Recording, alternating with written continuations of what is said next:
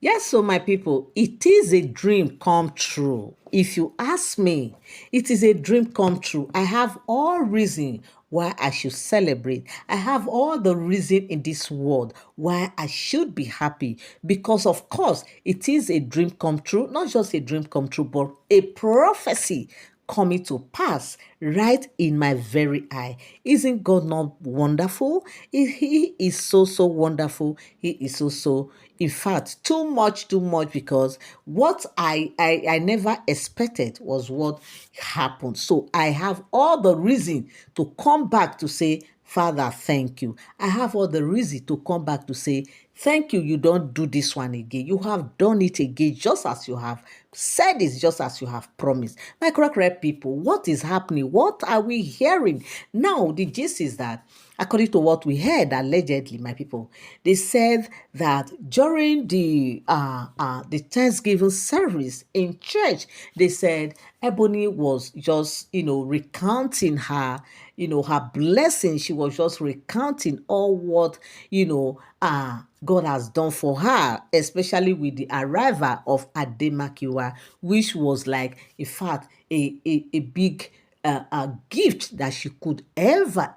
expected. The biggest gift so far that God has given to her. That the reason is that, they said she started, you know, counting her story, telling her story. He said, for those who do not know, they will think that, why is she doing like this? Her own is too much. She's this. He said, yes, if you were in my shoe, you would have, or you maybe you might have, would have been doing more than what I'm doing right now, or you must have been doing more than what I'm doing. He said, those who don't understand, they will say, her own is too much. She's too do. He said, yes.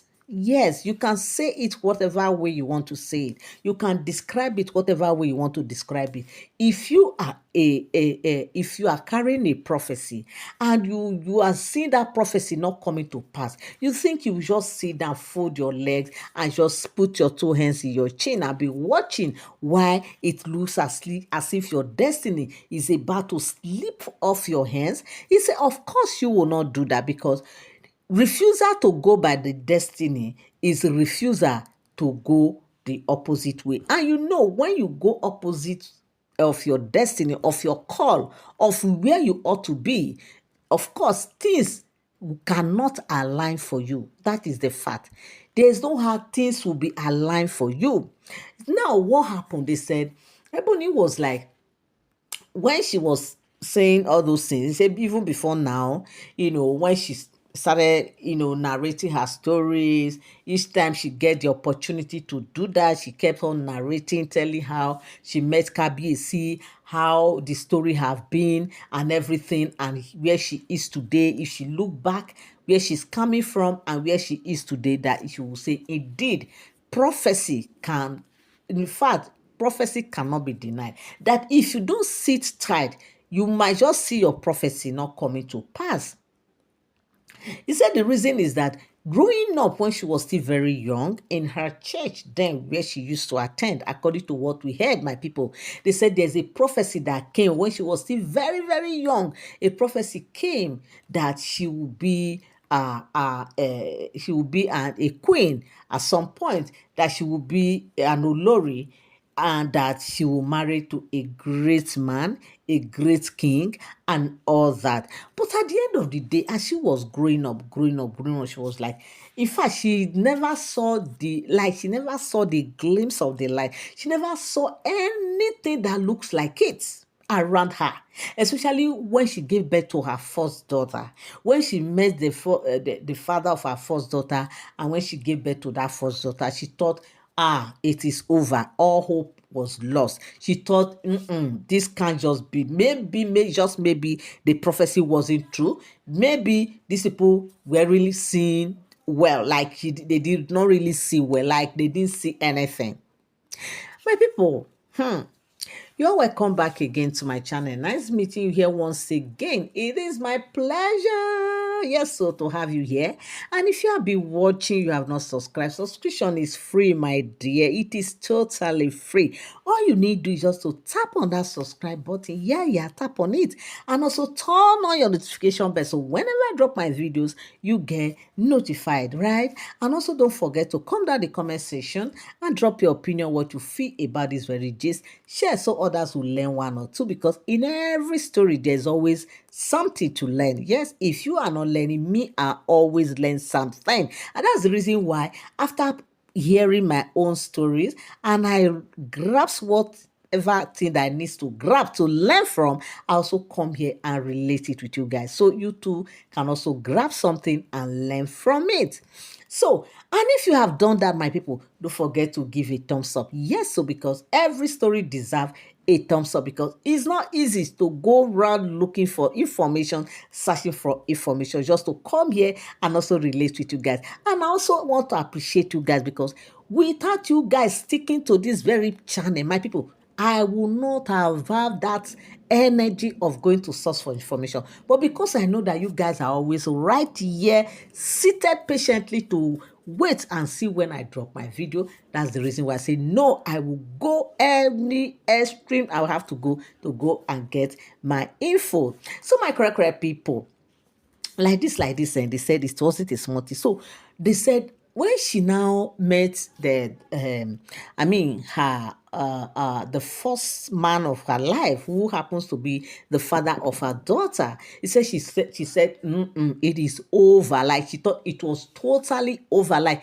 it was done, like she was done, like there's no way she could get to her destiny. There's no way she could get to that man that they told her of. There's no way she could be able to become an Olori. And of course, even before she actually met her, the father of her daughter, that she has already known Kabiesi, they've known themselves, but as per prince and princess, all those kind of you are a princess, this one is a prince, and they're all from the royal home, and they're all from the same land. So all those kind of things, that is how they've known themselves, as just brother, sister. But she never ever knew that someday, somehow, they will become a man and a wife, to the extent that she will even give birth to her son today. That in fact, she has every reason